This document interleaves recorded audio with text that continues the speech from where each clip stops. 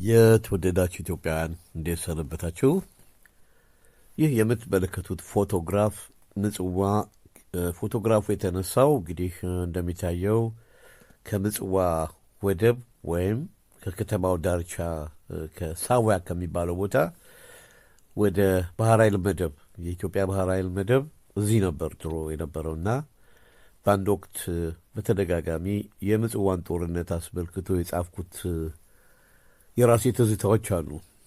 እንግዲህ ታሪኩን ደግሞ ስጽፍ በራሴ ሳይት እኔ በተሳተፍኩበት ያየሁትን ያደረግኩትን አለቆቼ ያደረጉትን ምን እንደነበር በጽሁፍ አስቀምጫለሁ። አስተያየት መስጠት ይቻላል። አስተያየት የሰጡም አሉ። ነገር ግን አንድ ነገር መገንዘብ ያለብን እኔ የውሸት ታሪክ ብጽፍ የኢትዮጵያ ባህር ኃይል መደብ ውስጥ በውጊያ ላይ የነበሩ ግቢ ውስጥ የነበሩ በጦርነቱ ተሳትፎ የነበራቸው ምስክሮችም መተቾችም የሚችሉት እነሱ ብቻ ናቸው።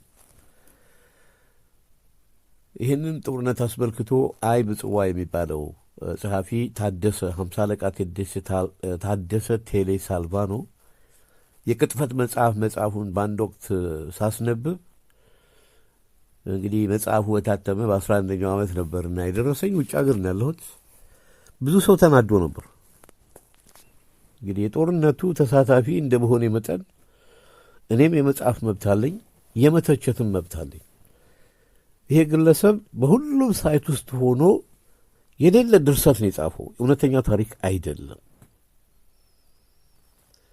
እኔ ክፍል 1ና ክፍል 2 ብዬ በጻፍኩት ስር የዛሬ 9-10 ዓመት ይመስለኛል በ2016 ይሁን እንደዚህ ብቻ ጽፌ የምድር ጦር አባላት በሙሉ ተችተውታል። ሰውየውን ተችተውታል። የደገፈው የለም። የሚገርመኝ ግን ሲቪሎች በውትድርና ዓለም ውስጥ ያልነበሩ ሰዎች እንደ እውነት ተቀብለውት በስድብም በተለያየ መልኩ እኔ ላይ ብዙ ትችት ሲያቀርቡ ሰምቼ ነበር። እኔ በጦርነቱ ላይ 4 ቀን ተኩል ተሳትፌያለሁ፣ ያለ ምግብ ያለ ውሃ። ይህን ታሪክ ማንበብ የፈለገ ፌስቡክ ላይ ያለ አሁንም በድጋሚ ጽፌዋለሁ። ለምን ብትሉኝ ቀደም ሲል አንዲት የጻፍኳት ነበረች። እሷ እንዴት እንድትጠፋ ምናልባት ሀክ ተደርጌ ይሆናል። ይሄ ግን አሁን የጻፍኩት በምንም ተአምር ማንም ሊያጠፋው አይችልም። ወደ መጽሐፍ ቀይር የሚል አስተያየት ብዙ ቀርቦልኛል። ለመጽሐፍ የሚሆኑ ጽሁፎቹ አሉኝ በሙሉ ባሳትመው ኢትዮጵያ ውስጥ ሊነበብ አይችልም። ምክንያቱም የሀገሬን ሁኔታ የዚህ የ30 ዓመቱን ሁኔታ ሁሉ ያካተተ ነው። የምጽዋ ጦርነትን ታሪክ ብቻ አይደለም፣ በኢትዮጵያ ባህር ኃይል ውስጥ የነበረኝን የአገልግሎት ዘመን ጨምሮ ስለሆነ የግድ አንድ ቀን መታተሙ አይቀርም እንጂ ዝም ብዬ እንደነዘነበላ የቅጥፈት ለዝና ብዬ የሰዎችን ጽሁፍ እየሰረቅሁ የኔ ጽሁፍ እያልኩ ማቅረብ አልችልም። ዘነበላ ባህርና ሕይወት የሚባለው መጽሐፍ ብታምኑም ባታምኑም አሁን በሕይወት የሉም። የካፕቴን ግርማ ተከስተ ጽሁፍ ነው። ድሮ በጦር ኃይሎች ፕሮግራም ላይ ይነበብ ነበር። በቅርብ ጊዜም እኔ የምጽዋን ጦርነት ከግቢው በኋላ የነበረውን የራሴን ታሪክም የዘገብኩትን የራሱ ታሪክ አድርጎ አንድ ቦታ ላይ ቃለ ምልልስ ላይ ሲናገር ሰምቼዋለሁ። እና እንዲህ አይነት ጽሁፎች አሉ። ታደሰ ቴሌ ሳልቫኖን በጽሁፍ የደገፉት ደግሞ ዘነበወላና ያኛው ማነው ጸጋዬ ኃይሉ የሚባሉ ሁለቱ እንደሆኑ በኋላ መረጃ ደርሶኛል። ምክንያቱም የባህር ኃይል አባላት ስምም ጽፏል መጽሐፉ ላይ። የባህር ኃይል አባላት የተጻፉት ስሞች በሙሉ ማዕረጋቸውም ፖዚሽናቸውም በፍጹም ያልሆነ ስማቸው ብቻ ትክክል ሆነው የነሱ ባልነበራቸው ሙያ ታደሰ ቴሌ ሳልቫኖ ጽፏል። ባህር ኃይል ንግድ መርከብ መጥቶ 1000 ሰው 2000 ሰው ብቻ የሆነ ሰዎች ሰመጡ የሚልም ጽፏል። ወገኖቼ ምጽዋ ጦርነቱ ልክ ሲጀመር እንግዲህ ጥር 30 ሌሊት የተጀመረው ኢቭን የካቲት 1 ጠዋት መስከረም የምትባል ከብት መጫኛ ንግድ መርከብ ነበረች። የባህር ኃይል ቤተሰብ የምጽዋ ሰዎችን ወደብ ላይ ስለነበረች ጭና የተቻላትን ያህል ጭና ወጣ በሰላም አሰብ ገብተው ሁሉም በህይወት አሉ። የባህር ኃይል ቤተሰብም ሳይቀር ማለት ነው። ኢቨን ጦርነቱ ሲበረታ ታግቦቶች እየገቡ ለመጫን ሲገቡ አንዷን ታግቦት በሞርታር አፈንድተዋታል ሻቢያዎች። እና የጻፈው ጽሑፍ በጠቅላላ ሐሰት ነው። እኔ ብቻ ላይ ሳይሆን አንድ የማያይዘው ቪዲዮ ስላለ ለአስተያየት አትቸኩሉ። ይህን ቪዲዮ እስከ መጨረሻው ብታዳምጡ ደስ ይለኛል። ታዋቂ ሰዎች አስተያየት ሰጥተውበታል እና እንድታዳምጡ ጋብዛለሁ። አትቸኩሉ። የታደሰ ቴሌ ሳልቫኖ ቃለ ምልልስ አውስትራሊያ ከሚገኘው ራሱ የቀድሞ ጦር አባል የነበረ ካሳሁን ሶቦቃ በሚባል ሰው ቃለ ምልልስ ተደርጎለታል። እንዳለ የሚናገረውን ቅጥፈት እንድታዳምጡ ጋብዛለሁ።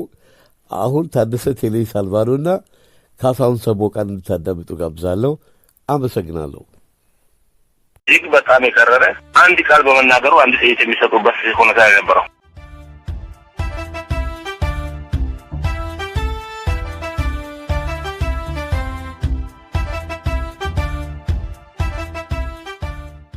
ምን ያህል ጊዜ ቆዩ በምርኮ? እንዴትስ ሊያመልጡ ቻሉ?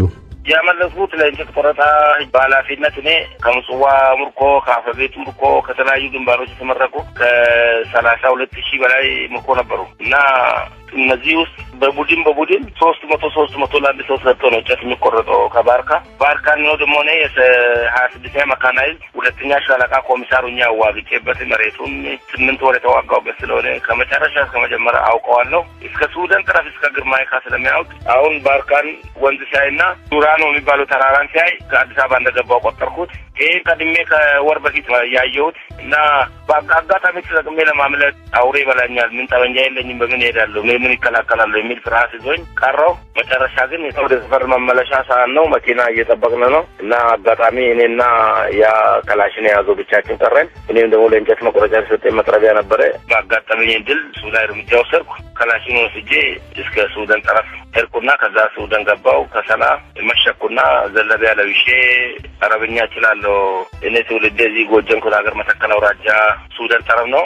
አሁን አባይ ግድብ የሚሰራበት አካባቢ ነው። ወደ ዋንበራ የሚባለው ቦታ አረበኛ ስለሚችል ምንም ሳልቸገር ካርቱም ደረስኩ። ለኤምባሲ እጅ ሰጠሁ። ኤምባሲው ደግሞ እዛ ጊዜ በኃላፊነት ቦታ ይሰሩ የነበረ ኤርትራዎች ስለሆኑ ኤርፖርት ይይዙሃል የሚለው ነገር ስለመጣ ፎቶ ተበትኖ ነበር የሚለው ወሬ ስለተሰማ ሜን ቀይሮ ቀጥታ ፓስፖርት አወጡልኝ። አብደላ መሐመድ ብሎ አወጡልኝ። ዘለቢያ ለበስኩ። ከዛ ሙስሊም መስዬ ቀጥታ ወደ እንግሊዝ ሀገር ሄድኩ። ከካርቱም ከአምባሳደሩ ጋር እንግሊዝ ሀገርን የተወሰነ ቀን ቆየን። ከዛ ወደ አዲስ አበባ በካይሮ በኩል አርፎ ከካይሮ ተነስቶ አዲስ አበባ ገባ። መጣጤና ካሄዴ ሙርኮ ማምለጤ ጉዳይ በዚህ መልኩ ነው የተከናወነው። አዲስ አበባ ከገቡ በኋላ ለመርማሪዎችም ቃል ሰጥተዋል። ከዛ ባሻገርም የቀድሞው የኢትዮጵያ ፕሬዝዳንት መንግስቱ ኃይለማርያም ዘንድም ቀርበው ያለውን ሁኔታ ተናግረው ነበር። ውይይታችሁ ምን ይመስል ነበር? ምን ያህል ጊዜስ ነበር አብራችሁ ያሳለፋችሁት ከቀድሞ ፕሬዝዳንት ጋር? ከቀድሞ ፕሬዝዳንት ጋር 24 ጥያቄዎችን የቀረቡልኝ። እነዚህ ደግሞ ቅስም የሰበረው እርምጃ የሚል መጽሐፍ በ1984 ታትሞ ገበያ ላይ ውሏል። ይህንም ደግሞ ህይወት ነው ያገኘው። መከላከያ ሚኒስቴር ውስጥ ታጋይ ታደለ ወይ ኮሎኔል ታደለ የሚባል ማረጃ ሰው ይህን ጽሑፍ አግኝቶ ጠርቶ አነጋገረኝ። ከዛ አትሜ ለምን ገበያ ላይ አታውልም? ይሄ ለመንግስቱ ትክክለኛ የደረሰ ፊርማቸው አለበት እና ለምን አለኝ። እሺ ብዬ ተስማማው። አሳተምኩት። መጽሐፉን በጣም ተሸጠ። ከ90,000 ኮፒ በላይ ተሸጠ። መከላከያ ሰራዊትንና ደርግ መካከል የነበረውን ክፍተት፣ በሀገሪቱ የነበረውን ፖለቲካል ሁኔታ፣ የመንግስት መዋቅር፣ የወታደሩ መዋቅር፣ የደህንነቱ መዋቅር ለአንድ ሀገር እየሰሩ እርስ በርሳቸው ጦርነት፣ እርስ በርሳቸው ግድያ፣ እርስ በርሳቸው ንጥቂያ፣ እርስ በርሳቸው ሺሚያ ስለነበረ በእነሱ መካከል ያለውን ክፍተት ነው አጉልቼ እንግዲህ ፕሬዝዳንቱን ያስረዳሁት። እሱ ብቻው መሆኑንና በዚህ ጦርነት በምንም አይነት እንደማያሸንፍ በመንግስት መንግስት ያለቁትን ጀነራሎችን መልሶ እንደማያገኝ አሁን ያሉት ጀነራሎች ምንም ሀገር ወዳድ ቢሆኑም የውጊያ ብቃታቸው በጣም ደካማ በመሆኑ ከሽንፈት በስተቀር ምንም አይነት ድል እንደማይገኝና ከእንግዲህ አስተባብሬ አሸናፊነት ይወጣለሁ ቢሉ እንኳን 3 ሚሊዮን ሰራዊት እንኳን ቢያሰልፉ አይችሉም። ሰራዊቱ ተቦርቡረዋል። በውስጡ የሻቢያ መዋቅር አለ። ከመከላከያ ሚኒስቴር እርሶ ቢሮ ድረስ የሻቢያ ወኪሎች አሉ። የእርሶ ጽሁፍ የእርሶ ምስጢር ሁሉም በሻዕቢያ እጅ ነው ያለው። ለባሴ እልቂት ካልሆነ በስተቀር ከዚህ በኋላ በኢትዮጵያ ውስጥ ሰላም ይመጣል፣ አሸንፌ በሰላም ይኖራሉ የሚለው እምነት የመነመነ ነው የሚሉትን ያካተተ ነው። እንግዲህ ለኮሎኔል መንግስቱ ያስረዳዋቸው እርሳቸውም በበቂ ደረጃ ነው የተቀበሉት፣ በምስጋናም ነው የተቀበሉት እና ይህ ሁሉ ጀነራል ከቦኝ ይህን አላማ ሲቆይ በአንድ አምሳለቃ ይሄ ሁሉ ዝርዝር መረጃ እንኳን ቀረበልኝ ተረድቻለሁ። ይሄንን ካንተ አልጠብቅም፣ ግን በጣም ይገርማል። ወረታን ከፍላለሁ እኔ እንደዚህ ዝም ብዬ ሰምቼ የሚያልፍም አይደለም አለኝ። ተለያየን። ከዛ በኋላም 2-3 ጊዜ ጥያቄዎቹን ለማጣራት አግኝቶኛል እና በግል ጠርቶ አግኝቶኛል። እሳቸው በተለያዩ ጉዳዮች ላይ በተለያዩ አስተዳደራዊ ፖለቲካዊ መዋቅር የኤርትራ ሁኔታ የሻዕቢያ ሁኔታ ምን እንደሚመስል የመሳሪያ አስተላለፋቸው ወታደራዊ ይዞታቸው ደካማ ጎናቸው ጠንካራ ጎናቸው ምን እንደሆነ ነው በባሪ ጽሁፍ የማታነስ ጽፌ ወደ 15 ገጽ ወደ 20 ገጽ ወደ 30 ገጽ የሰጠኋቸው በሚሰጡኝ መመሪያ መሰረት መጨረሻ ላይ እሳቸው ግንቦት 13 ከኢትዮጵያ ወጡ። ሁሉም ነገር በዛው ቀረ። በቃ ከዛስ ለእርሶ ላደረጉት ለከፈሉት መስዋዕትነት ለከፈሉት ተሳተፉበት መራር ጦርነት በፕሬዝዳንቱ በኩል ሹመትም ሽልማትም ታስቦለት እንደነበረ ሰምተናል። ምን ነበር ያገኙት ከፕሬዝዳንቱ ዘንድ? ፕሬዝዳንቱ ለኔ የወሰኑት የኮሎኔል ማዕረግና የብሔረሰባዊ ኢትዮጵያ ጀግና ሜዳሊያ ነው። ግን ይህን ዝግጅት ላይ ያሉ እውነታም እየጠበበ ሸዋም እየተያዘ በምዕራብም በምስራቅም በሰሜንም ውጊያው እየጠበበ መጡ። እርሳቸው ወጡ። እውነታም ተግባራዊ ሳይሆን በጽሁፍ ደረጃ አግኝቻለሁ፣ ግን በተግባር ደረጃ አልተደረገልኝም። የመቶ አለቅነት ማዕረጉንስ መቼ ነው ያገኙት? መቶ አለቅነት ማዕረጉን እኔ እንኳን በሙያ ነው ደሞዝ የሚከፈለኝ፣ በመቶ አለቃ ማዕረግ አይደለም። በባድሜ ጦርነትን ለነበሩት የቀድሞ ሰራዊት ጥሪ አድርገው ቴሌቪዥን ነው የሚሰራ ነበረ። የኦሮሚያና ባህልና ማስታወቂያ በቴሌቪዥን ላይ ሲሰራ ነበረ። ከዛ በቴሌቪዥን በደብዳቤ ጠርቶኝ ወደ መከላከያ በጋዜጠኝነት ተመለስኩ። በጋዜጠኝነት እየተመለስኩ ባድሜ 2-3 ጊዜ ሄጃለሁ። በዛ ውስጥ እንግዲህ አመራር ላይ ስለነበርኩ ከዛም የዜና ማዕከል ኃላፊ ሆኜ ሰርቻለሁ።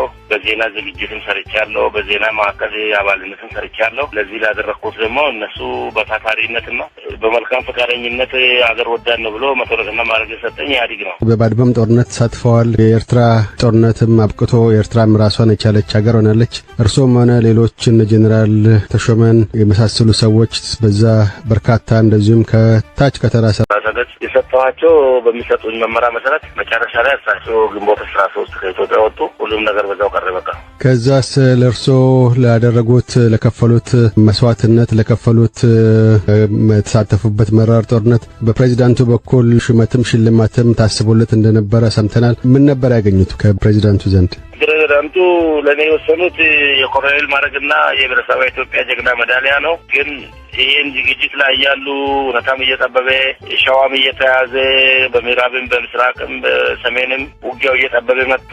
እርሳቸው ወጡ። እውነታም ተግባራዊ ሳይሆን በጽሁፍ ደረጃ አግኝቻለሁ፣ ግን በተግባር ደረጃ አልተደረገልኝም። የመቶ አለቅነት ማዕረጉንስ መቼ ነው ያገኙት? መቶ አለቅነት ማዕረጉን እኔ እንኳን በሙያ ነው ደሞዝ የሚከፈለኝ፣ በመቶ አለቃ ማዕረግ አይደለም። በባድሜ ጦርነትን ለነበሩት የቀድሞ ሰራዊት ጥሪ አድርገው ቴሌቪዥን ነው የሚሰራ ነበረ። የኦሮሚያና ባህልና ማስታወቂያ በቴሌቪዥን ላይ ሲሰራ ነበረ። ከዛ በቴሌቪዥን በደብዳቤ ጠርቶኝ ወደ መከላከያ በጋዜጠኝነት ተመለስኩ።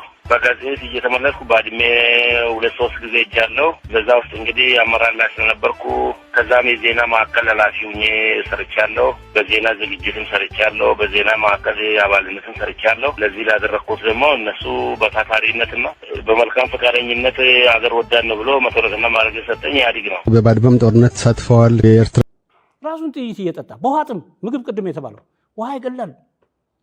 ምግብ ስንቱ ነው ሆዱ ተቆዝሮ እንደ በረሮ ፈንድቶ የሞተው መንገድ ላይ አልተጻፈም። ይሄ ስለ ግለሰቦች ታሪክ ስለ ጀነራል ታሪኩ ስለምን ምን ይጠቅመናል? አይጠቅመንም። ያለቀው ስንት ጀግና ነው ያለቀው። እና ምንድነው ወደ መጨረሻ ላሳጥርላችሁ ፈልጌ ነው። አሁን ፍርዱ ፊልም የሚባለው ፈንቅል የሚባል ፊልም በደንብ አድርገው ሰንደው ሰሩት። ወይ ትግርኛ የሚችል ሰው በፊልም አይተነዋል። እሱ ማናሱ እንዲጨነ በደንብ አድርገው ነው የሰሩት። የፍርዱ ሚዛናዊ ነው። አትሊስት ከዛ ኮላቦሬት አድርጎ ሊሰራ የሚችለው ነገር ፖሲቢሊቲ ካለ መስራት ነው። ተሰርቷል ፊልሙ በደንብ አድርጎ። ፈንቅል የሚል በጣም የሚዘገንን ፊልም ነው። የሚዘገንን እልቂቱ ብታዩት በጣም የሚዘገንን ነው። ብታገኙት እዩት። ሌላ ለፍርዱ የምጠቅመው አሁን ምንድነው መጽሐፏ ላይ ትንሽ ወደ መጨረሻው ፔጅ ላይ ከዛ ከፈንቅል ላይ አምጥቶ ከዛ ላይ መሀል ላይ ያመጣው ይሄ ግለሰብ የሚናገረውን ከሰማችሁ ፈንቅል የሚባለውን ፊልም የሰሩት ሻዕቢያዎች ናቸው። የምጽዋን ጦርነት አስመልክተው በራሳቸው ፕሮፓጋንዳ አካብደው የሰሩት ቪዲዮ ወይም ፊልም ነው። እንግዲህ ተመልከቱ። ይሄ ግለሰብ ምናልባትም የምድር ጦር አባል ሊሆን ይችላል። አይደ ነው ኤርትራ፣ ቤርሙዳ ምናምን ብዙ ነገር ብለዋል። ፈንቅል ብሎ የጠራው ፊልም እንደነገርኳችሁ የሻዕቢያ የፕሮፓጋንዳ ፊልም ነው። ይሄ ፊልም እንግዲህ ለምን እሱ አድንቆ እንዳስቀመጠው አላውቅም። ፊልሙ ላይ የምታዩት የሻዕቢያን ጀግንነት እንጂ በዛ ቦታ ላይ እንግዲህ ከፍተኛ ጀግንነት የሰሩ የተዋጉ የጦሩ ክፍሎች አሉ። ስለ እነሱ እዛ ላይ ምንም የተጻፈ ነገር የለም፣ ወይም ማለት የሚናገሩት ነገር የለም። ምን አይነት ጭንቅላት ቢኖረው እንደዚህ አይነት ሀሳብ እዛ ቦታ ላይ ሲያቀርብ፣ በእውነቱ ነው የምላችሁ ቦታው ላይ ብኖር አፋጥጠው ነበር። ምክንያቱም ፊልሙን በደንብ ተመልክቼዋለሁ። አሁንም ዩቱብ ላይ አለ። ለምን እንደው በጣም የሻዕቢያ አባል ነው ወይስ ምንድን ነው? ምን ለማለት ነው እንደዛ? ፈንቅል የሻዕቢያ ፊልም አድናቂ የቀድሞ ሰራዊት አባል ማፈሪያ ወገኖች። እንግዲህ ቀደም ሲል የሰማችሁት ቀይ ባህር ሲቀላ በሚባለው መጽሐፍ ምርቃት ላይ የተናገረውን ነበር።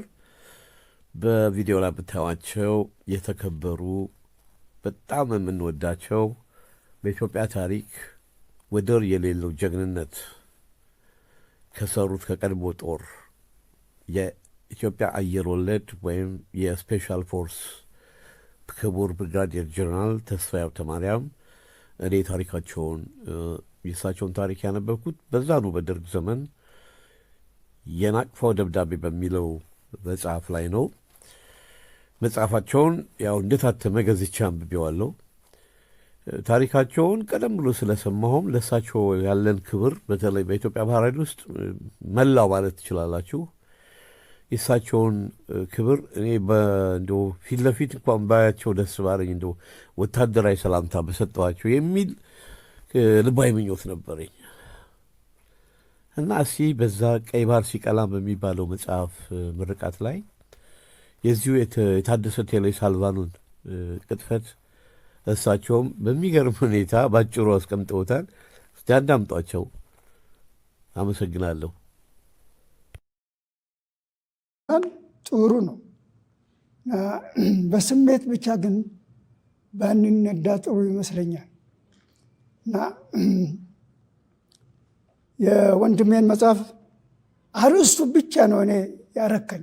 አርእስቱ ራሱ ገና ሳየው ቀይ ባህር ሲቀላ እና ቀይ ባህር ከኢትዮጵያ ታሪክ ጋር ብዙ የተቆራኘ ታሪክ ያላት ባህር ነች፣ ጠረፍ ነች። ያ ቅድም አንድ ሰው ስታነሱ ነበረ ታደሰ ቴሌ የሚባል ደራሲ የጻፈው መጽሐፍ። አንድ ሰው በአንድ ጊዜ አንድ ቦታ ብቻ ነው መሆን የሚችለው። እዚህም ሰበታም ቢሾፍቱም መሆን አልችልም። ግን እዚህ ሆኖ ስለዚህም ቦታ ይነግረናል፣ ስለ ቢሾፍቱም ይነግረናል፣ ስለ ሰበታም ይነግረናል። በምንም አይነት መንገድ ሊሆን የማይችል አይነቱ እጅግ በጣም የሚያስደንቅ ነገር ደግሞ እንጨት ለቀማ ከተማረኩ በኋላ እንጨት ለቀማ ሲሄዱ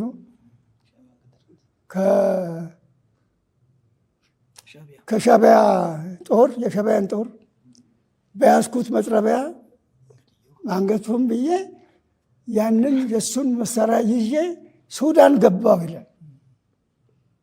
ይሄ በፍጹም እኔ በምንም ተአምር የሚታመን አይደለም። በምንም የሻዕቢያ ጦር እንደዚህ አይደለም።